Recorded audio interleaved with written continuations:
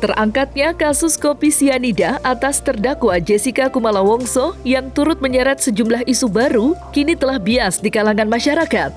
Salah satunya ialah terkait peran Otto Hasibuan sebagai pengacara Jessica Wongso yang dianggap telah melakukan pemerasan kepada sang klien, hingga muncul sebuah berita yang menyebut jika keluarga Jessica sampai harus rela menjual rumahnya demi untuk membayar jasa sang pengacara kondang tersebut. Simpang siur pemberitaan yang terus menggelinding bak bola liar. Secara tak langsung, hal tersebut pun langsung dipatahkan oleh selembar surat yang dibuat Jessica langsung dari lapas. Seperti berikut ini. Saya, Jessica Kumala Wongso, dengan ini menyatakan bahwa Pak Otto Hasibuan adalah pengacara saya dalam kasus 340 KUHP sejak tahun 2016. Sejak saat itu sampai sekarang, Pak Otto Hasibuan memberikan pelayanan pro bono untuk permasalahan hukum ini.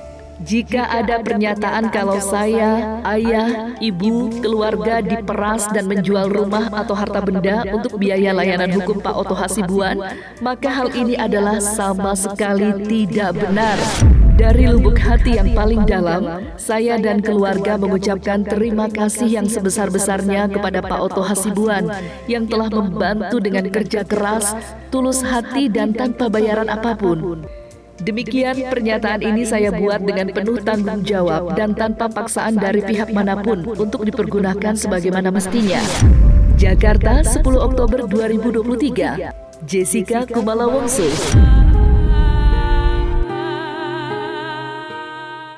Lantas seperti apa pihak Otto menyikapi perdebatan panas mengenai kasus kopi sianida yang kembali viral? Dan seperti apa pula reaksi ayah Mirna, Edi Darmawan Salihin, terkait isu pemerasan yang dilakukan Otto kepada keluarga Jessica?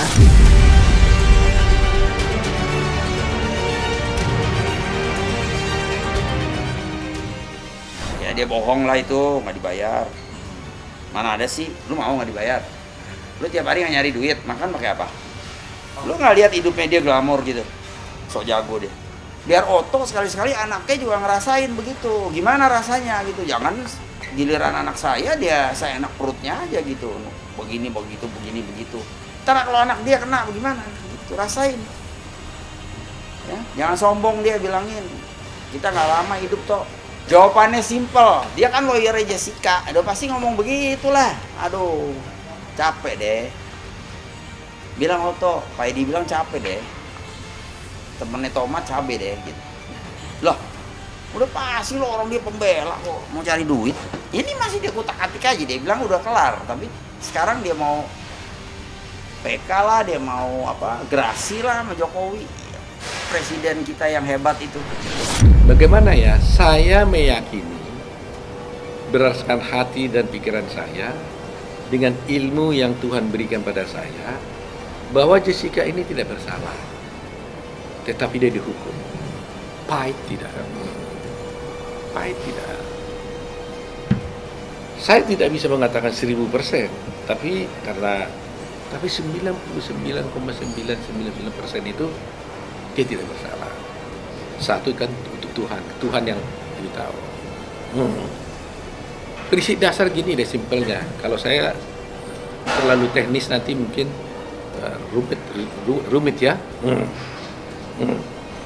Di dalam Netflix itu ya, dan juga di persidangan Anda lihat ditonton Krishnamurti, dia itu adalah direktur kriminal umum Polda Metro pada waktu itu. Dia membuat wawancara keterangan pers. Dia bilang waktu itu pas di rumah duka, saya datang ke sini untuk memberitahukan kepada keluarga besar Dharma Salihin supaya kasus mayat ini diotopsi. Karena kalau ada kecurigaan, ada dugaan matinya seseorang yang tidak wajar, dia bilang, maka harus dilakukan otopsi. Kalau tidak dilakukan otopsi, maka kami tidak bisa melakukan penyelidikan maupun penyidikan. Dan oleh karena itu, kalau dia tidak mau, katanya, dia harus bikin pernyataan dia tidak mau. Dan karenanya, case closed, dia bilang, kalau tidak diotopsi. Tapi kemudian katanya mereka sudah mau untuk mayat ini diotopsi. Dan akhirnya dibawa ke rumah sakit untuk diperiksa. Apa yang terjadi? Ternyata tidak diotopsi di dunia ini.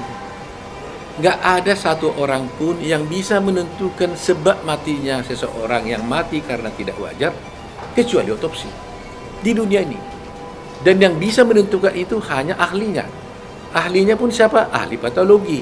Dan ahli patologi pun hanya bisa kalau melakukan otopsi. Tapi tanpa otopsi, hakim bisa mengatakan ini mati karena dia tidak.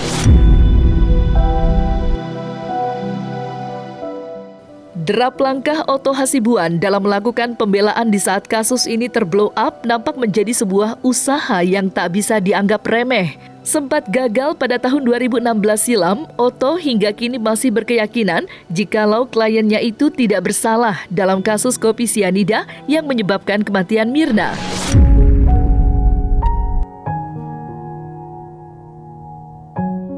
Berbagai upaya pun sudah dimaksimalkan oleh Otto ke tingkat yang paling tertinggi, namun ditolak. Lantas, benarkah jauh sebelum kembali viralnya kasus ini, Otto Hasibuan sempat mengusulkan untuk melakukan gerasi terhadap Jessica? Dan seperti apa curhat Jessica kepada Otto? Jessica ditanyakan, itu ada saya. Otto waktu menanyakan itu ada saya, ada John Sari Haloho. Gimana kalau ini ada gerasi, kita akan lurus, mau nggak Jessica? Jessica menjawab, saya tidak akan mau gerasi karena saya tidak melakukan perbuatan itu, dan tetap saya minta menjalankan PK-nya dijalankan. Itu Pasti kita akan mengajukan PK, ya. Tapi saya hanya ingin Krisnamurti membuka kepada publik. Jujurlah, kenapa Anda tidak otopsi? Itu aja saya mau. Ini kesempatan emas buat kita, buat pemerintah, buat Ketua Mahkamah Agung, buat Kapolri, buat Presiden, untuk menunjukkan negara kita ini negara hukum. Jangan begini loh. Jangan ngotot-ngototan gitu.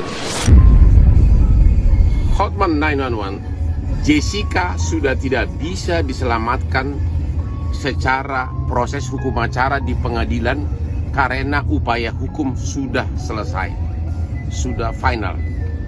Satu-satunya jalan yang terbuka adalah gerasi, mengaku salah tapi meminta gerasi, dan kemudian dikabulkan gerasinya oleh presiden dan bebas. Gerasi, mengaku salah dan bebas.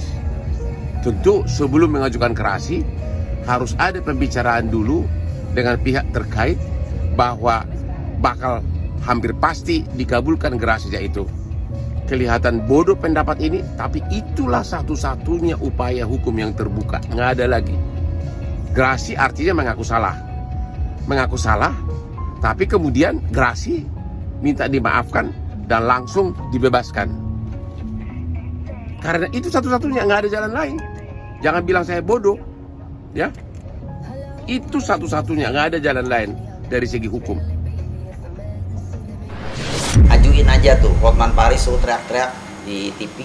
Dia teriak-teriak di TV, coba mau gerasi. Tapi apa syaratnya, ngaku dulu. Coba aja. Ya, Om juga mau lihat tuh bisa terjadi apa gitu. Om belum pernah ngalamin soalnya.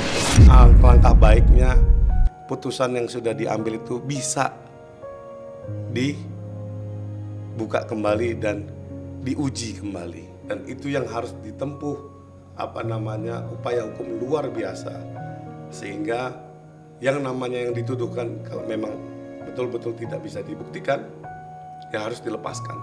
Bahwa sebetulnya apakah memang ada peluang dari si Jessica untuk dikurangi atau direview putusan berkekuatan hukum tetapnya. Kalau menurut saya pribadi, sampai saat ini saya masih kontra dengan putusan ini.